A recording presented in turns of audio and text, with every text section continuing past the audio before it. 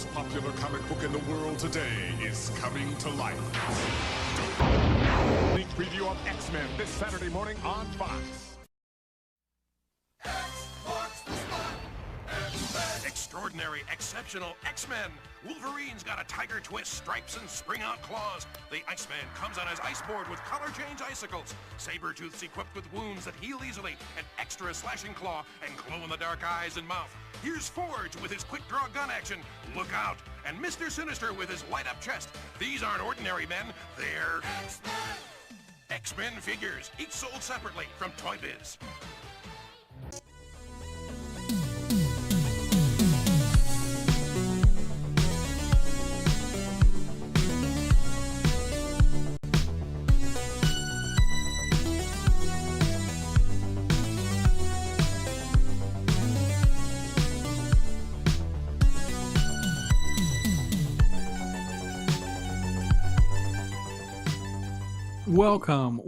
Welcome. Saturday morning cartoons with Pops. Thank you for coming and hanging out with me. Listening to my thoughts and reactions to rewatching X-Men as the Phoenix Saga finally concludes with the 5th episode. It's just always great to spend time with you talking about cartoons and these great animations and the legacy of the show. And it definitely delivers. The finale of this is just like I say, almost each and every week, it's like it's hard to believe these shows were for kids because it's so heartbreaking, it's so powerful, it's so impactful. It's such a education and a lesson for kids to understand how to deal with loss and death and sacrifice. All of those things are wrapped up in this conclusion in a great way with tons of moments that are just truly fantastic, and also shows to me, I think, why I don't think we're ever really going to get a good adaptation of the Phoenix Saga, because there's just so much in there. It's just like Lord of the Rings scale of epic. Like, it's just too much, and there's so much sci-fi.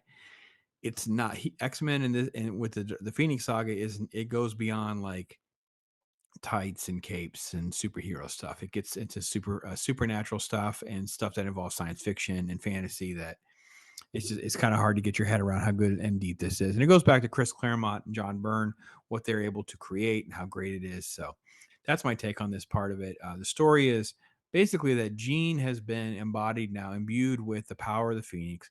She's really the only hope they have to contain this crystal, which the Emperor got. The evil brother of Lalandra got this crystal.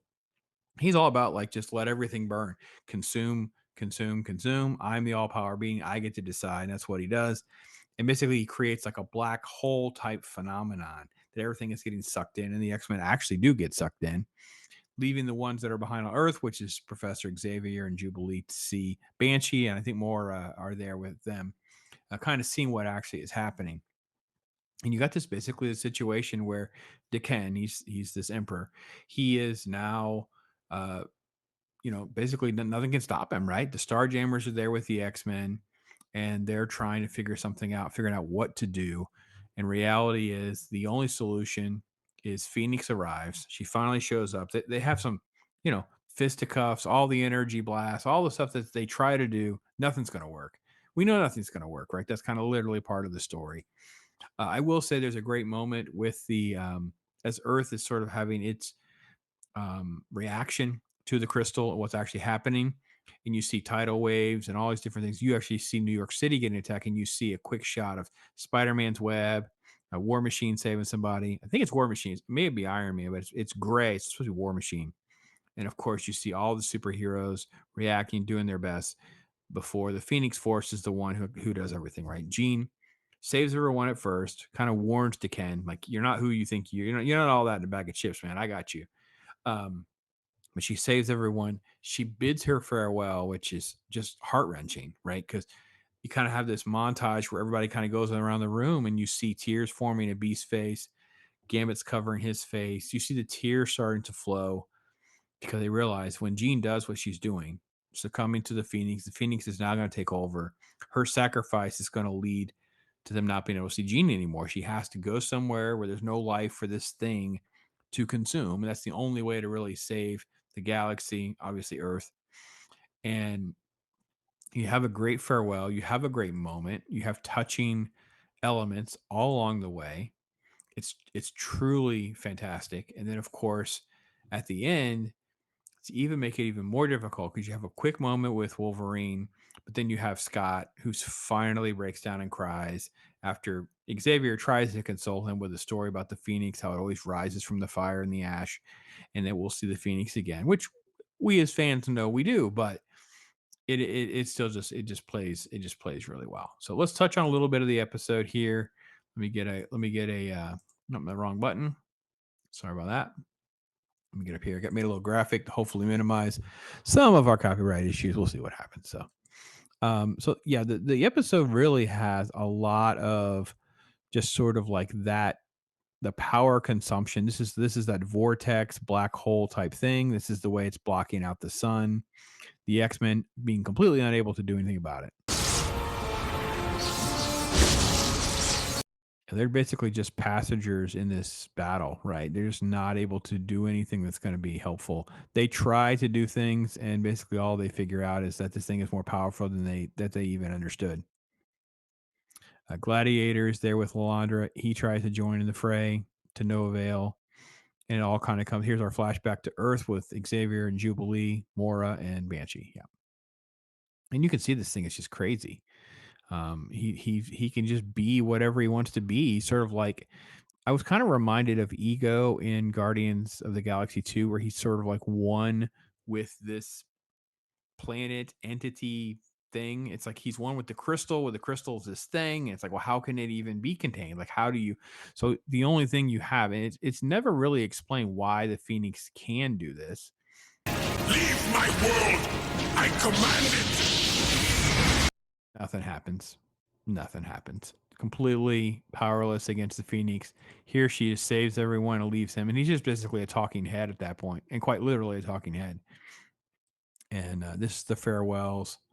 And you can just see the emotions are swelling up as everyone understands if Jean's body can hold up, then she can kind of save everything and everyone. And this is the farewell where the hands just slip away and she becomes the Phoenix and starts her transformation to go and save the day.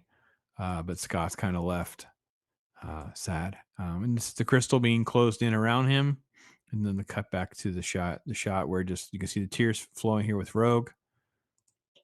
Gambit covered his face, tears on Beast. This is again, this is a kid show. It's crazy how good this is. Kind of keeps going, and then ultimately, like I said, you have this, Phoenix is flying, but then you have this farewell kiss from Lalandra to Xavier. Corsair and Cyclops still don't know that they're father and son yet, but they have a very emotional farewell about losing Jean, losing his wife, and all of that, which I think is great because they don't go too far with revealing too much. Like, and maybe the audience doesn't know. Like, yeah, remember, we're talking to like children, we're talking to people who may not be paying close enough attention. You may not even realize that that's what's happening here. So, super good stuff. Beast is trying to have a quote, being deep. Xavier has his moment as well. There's, Wolverine being emotional, going, Gene. He does that a lot.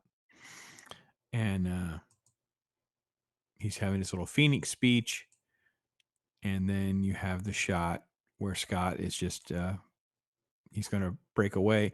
I didn't like the fact that he called him Cyclops, by the way, but that's like a nitpicky thing. It's not really that big a deal. With the castle shot, and then when it moves over, you have this shot that comes up, and you have the close up of his face, and you see the tears going, and you have all these different moments where it's like he's staring out at the sun and what the Phoenix kind of represents and that kind of thing. Trying to get the shot though. There it is. And the tears are just flowing. Really good. Really, really great episode. X-Men's just really, really good and deep and heavy as well. I know we focus on Batman as well later on. We have an in-betweener coming up. We have all that stuff, but I don't know, guys. How what you guys thought of the Phoenix Saga? What you guys think of those comics? What do you think about the animation? All of that. It doesn't have as the cinematic feel Batman does, but the animation I thought really picked up in this where the way the season starts to where now it's radically better. I don't know how their artists were being distributed and instructed and that kind of thing, but if any of you know, I'd love to hear from you as far as like how some of that played out. It's not as I don't want to say well documented, but I'm not as well versed in some of those layers like I am on the Batman side. But no, I just really love the show, love the episode. Glad that we did this, and happy to see what comes next, which I believe is Savage Land again. So that's where we're at on this. Yes, on commercials. Yes, on an in-betweener. And yes, on Batman. So Saturday morning cartoons roll on. Hopefully I'll see you next time. Thank you so much for watching. And I am Pops. We'll be right back. Harley-Davidson, the great American motorcycle. Now, great Harley-Davidson, the stunt-action bikes from Matchbox. Tricks and turns, wild wheelies. These Harleys don't know when to quit. The Harley-Davidson stunt-action bike from Matchbox. Each sold separately. Hey guys, micro size with micro machines. Get ready for the ultimate shootout with Turbo Shot from Micro Machines. Because what gets loaded into Turbo Shot comes out racing and ripping for the target. Turbo Shot. You just load them up and shoot them out. Micro size with super small. New Micro Machines Turbo Shot comes with everything here from Galoob. Is Snake Mountain ready to take on He-Man? Anytime! Snake Mountain, Battle Armor, He-Man, and Skeletor each sold separately. You put the mountain together. Batteries not included. Is your serpent ready to strike? Yes! Come, He-Man. Come to Snake Mountain. If you dare! Snake Mountain with Echo Microphone, new from the Masters of the Universe collection. Action figures each sold separately from Mattel. Sit, Ubu, sit. Good dog.